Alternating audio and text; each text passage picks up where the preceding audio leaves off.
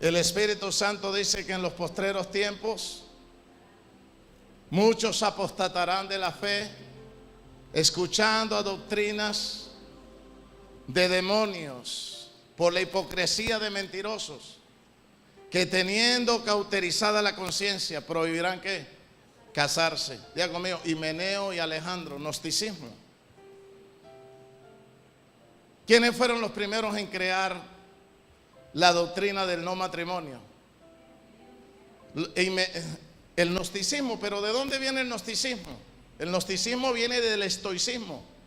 ¿Y qué es el estoicismo? Diga conmigo, estoicos.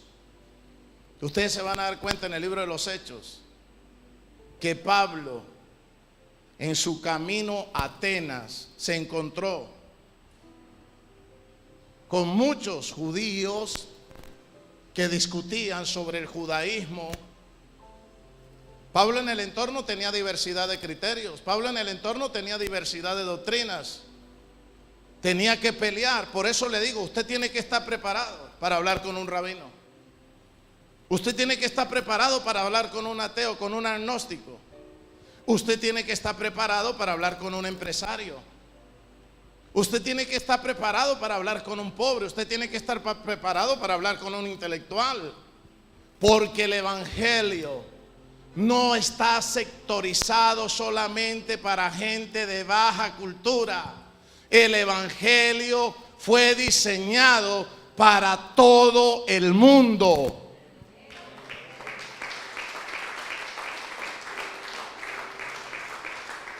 Pero ¿qué le pasó a la iglesia? Se enfocó más en evangelizar a los pobres. Y tenemos gente dentro de las iglesias con la Biblia debajo del brazo, pero con un perfil pobre. ¿Y cómo cuesta sanar a un pobre? ¿Cómo cuesta motivar a un pobre? ¿Cómo cuesta sanar a un pobre? ¿Cómo cuesta agarrar a un hermano pobre y sanarle la mente, renovársela, limpiársela? Porque el pobre maneja un caldo de cultivo de muchos demonios: resentimiento, amargura, falta de perdón, rechazo, complejo, ira, resentimiento, odio, deseo de matar al rabino, prejuicio, intriga, sospecha, murmuración, envidia. No es fácil. Entre menos preparación tú tengas, tú vas a ser víctima de tu propia ignorancia. Entre menos preparación tú tengas, tu perfil, tu estrato será más bajo y tu condición de vida será bastante difícil y vas a sufrir. Pero si tienes estudios, si tienes preparación, si tienes cultura, si estudias por lo menos la palabra y la crees y te preocupas por trazarla bien y encapsularla en tu vida, la palabra te va a sanar, la palabra te va a elevar, la palabra te va a desintoxicar, la palabra te va a dar fe. La palabra es viva, la palabra es eficaz, la palabra es poderosa, la palabra transforma, la palabra sana, la palabra restaura.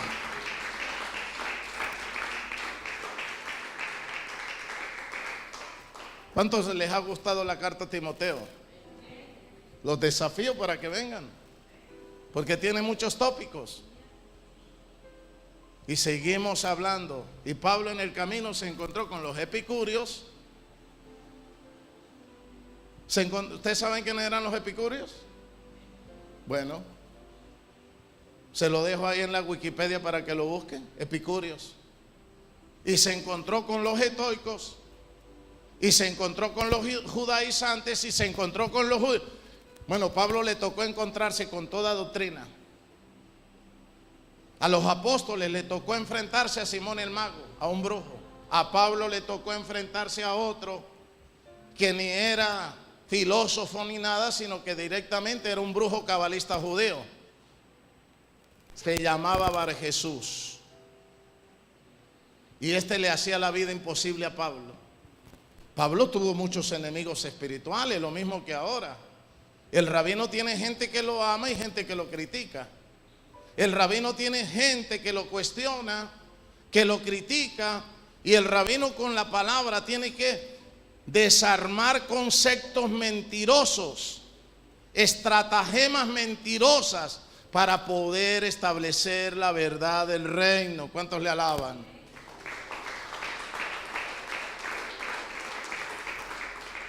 Ya vamos a finalizar, pero sería bueno chupar este tópico, saborearlo, porque nos estamos remontando a un paseo por Asia Menor, nos estamos remontando por allá a Estambul, a Turquía, nos estamos remontando donde quedaba el aerópago romano, donde estaba la crema innata de los filósofos, que no eran brutos, era gente muy, pero muy inteligente. Usted tiene que estar preparado para hablarle a un médico. Usted tiene que estar preparado para hablarle a un judío.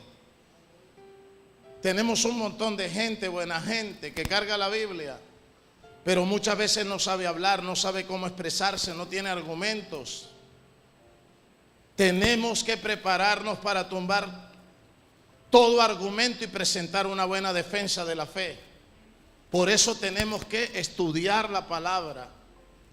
Aló, por eso te aconsejo que avives el don que está en ti, que te fue dado por la imposición de mis manos. ¿Qué había recibido Timoteo? Un depósito. ¿Qué es lo que he querido yo encapsular en ustedes? Que el depósito transmigre en sus vidas, que el depósito se materialice en sus vidas, que no se queden con un prospecto de vida arruinado, atrasado, que la palabra la tomen, que se despierten, que evolucionen, que crezcan, que se expandan, que se extiendan, que peleen la buena batalla de la fe y que sean expansionistas en el reino.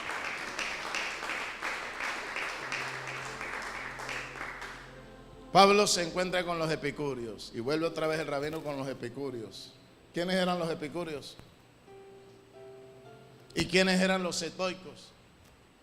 Usted sabe lo que es eso, que por aquí lo aborden los gnósticos, por acá lo aborden los epicúreos y por aquí lo aborden los que me quieren dar piedra, que son los judaizantes, y los judíos, para más completar, los que me consideran un traidor porque ya no practico el judaísmo rajatabla. Y por aquí los filósofos griegos. Tremendo desafío. Los estoicos, y aquí es muy interesante, creían, y yo creo que de ahí viene el gnosticismo, hermano Ascanio. Los estoicos creían que para alcanzar la felicidad había que sufrir, había que abstenerse, había que sufrir. Ellos creían que siendo masoquista, ellos creían en el masoquismo. Ellos creían que la felicidad se lograba pasando a través de sufrimientos y absteniéndose de deleites y absteniéndose de cosas. Se podía alcanzar la felicidad. De ahí viene la doctrina gnóstica. La doctrina gnóstica tiene una mezcla de cristianismo, tiene una mezcla de doctrina de Zoroastro, que podríamos hablar también de Zoroastro, porque era una doctrina persa, que mucho antes que viniera Yeshua ya existía en Persia. Y los filósofos griegos, la filosofía griega, Sócrates y Platón. Acuérdense que el platonismo, acuérdense que la filosofía helena también salpicó el judaísmo de la época. Y tenemos un hombre llamado como Afilón de Alejandría, que tenía pensamientos judíos y también tenía pensamientos filosóficos de la cultura griega. Entonces, los estoicos, que decían, el hombre para poder ser feliz tiene que sufrir. Se iban a un extremo. Diga conmigo, extremismo. Y estaban los epicúreos. Los epicúreos decían, no, señor. Estos se iban al otro extremo. Estos eran más hedonistas. Creían que la felicidad estaba en el deleite. Si tú ves una mujer y puedes estar con ella, disfrútala. Si tú puedes acariciar a un niño y tener sexo con ese niño, disfrútalo. Aló. Era algo así como la comunidad del Anillo aquí en Colombia, algo así para que me entiendan mejor. ¿Me están entendiendo? Era así más o menos como el gobierno que tenemos ahora, ¿no? Liberal, permisivo. Y es que siempre los extremos son malos. Diga conmigo, los extremos son malos. Ahora llega Pablo. El evangelio, ¿qué fue lo que vino a hacer en el mundo? ¿Qué fue lo que vino a hacer el evangelio en el centro de todas esas doctrinas? Equilibrar, poner cada cosa en su orden y llevar al hombre a un equilibrio a través de la gracia y a través de Yeshua Hamashia, el Mesías. ¿Cuántos le alaban?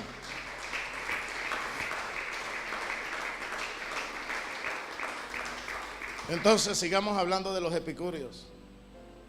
No hay ningún problema. Si usted se quiere masturbar, mastúrbese. Si usted quiere hacer cualquier cosa que a usted le produzca felicidad. Mejor dicho, ellos creían prácticamente en un Sidler,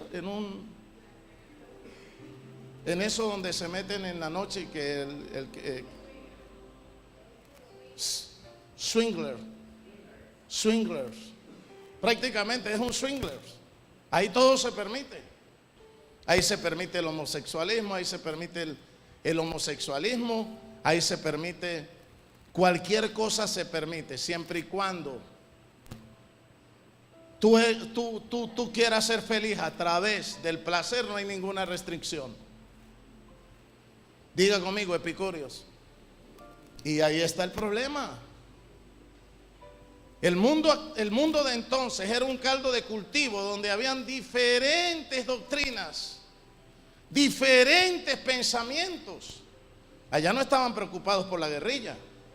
Allá la gente no se estaba matando que la FARC, que los paracos, que el ELN, no. Hermano Gerardo, en aquel entonces el problema era filosófico. Había un hambre, un deseo de la humanidad por tener un acercamiento espiritual, de encontrar conocimiento. Y al gnosticismo le llamaron eso, conocimiento. O sea que ser gnóstico era lo más high class de la época. ¿Me está comprendiendo? Cristiano, enemigo del imperio. Cuidado con esa chusma. Kiko, no te junte con esa chusma. Cristianos, enemigos de César, abstencionistas. No toman, no fuman, no meten marihuana, no son lesbianas, no son homosexuales. Qué aburrido, cristianos. ¿Me está entendiendo? No era fácil para un joven como Timoteo desenvolverse en aquel entonces en un montón de caldo de doctrinas que estaban a su alrededor. Pero Timoteo fue valiente. Timoteo tenía principios. Su mamá y su abuela, su papá era un sinvergüenza. Su mamá y su abuela le habían enseñado la sana doctrina y estaba marcado por la Torá y estaba marcado con una experiencia real y genuina por Yeshua y por el Espíritu Santo y por su papá espiritual que lo preparó, lo capacitó, lo adoctrinó para pelear la buena batalla.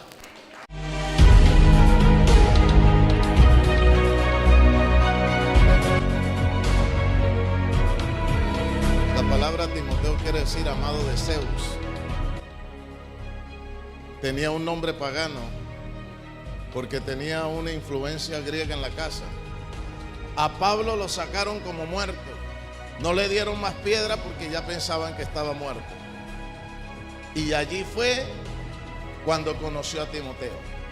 Y el Espíritu Santo indicó, marcó, seleccionó a Timoteo con un llamado para andar con un ícono, para andar con un hombre grande, poderoso, que vino a marcar la historia de la iglesia a nivel mundial, que fue el apóstol Pablo.